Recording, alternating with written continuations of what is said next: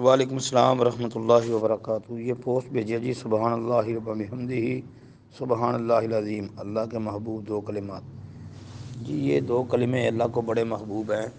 یہ صحیح بخاری کی آخری حدیث ہے جس میں آتا ہے کلمتانی خبیبتانی الی الرحمن خفیفتانی علی اللسان ثقیلتانی فی المیزان سبحان اللہ وبحمدہ سبحان اللہ العظیم۔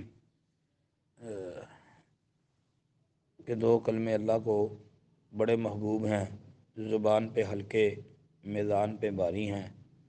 وہ کلمے کون سے ہیں؟ سبحان اللہ وبحمدہ سبحان اللہ العظیم۔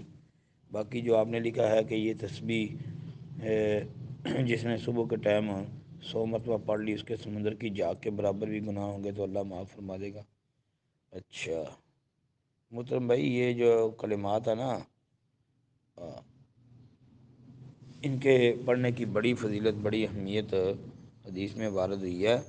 صحیح مسلم کے اندر جو الفاظ ہیں نا وہ یہ ہیں کہ سبحان اللہ وبحمدہ، صرف یہ والا ذکر جو ہے نا، یہ جس نے 100 مرتبہ صبح اور 100 مرتبہ شام پڑھ لیا، جو صبح و شام 100 مرتبہ یہ کہے گا، قیامت کے دن اس سے افضل عمل کوئی بھی لے کر نہیں آئے گا، لیکن وہ شخص جس نے یہ کلمات اس سے زیادہ مرتبہ کہے۔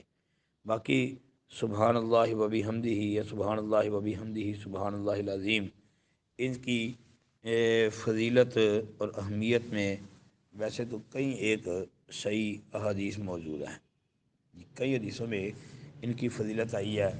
بلکہ میں نے ایک چھوٹی سی تحریر لکھی تھی کچھ عرصہ پہلے، اس میں یہ ایک حدیث بھی میں نے پیش کی تھی مسند احمد کی۔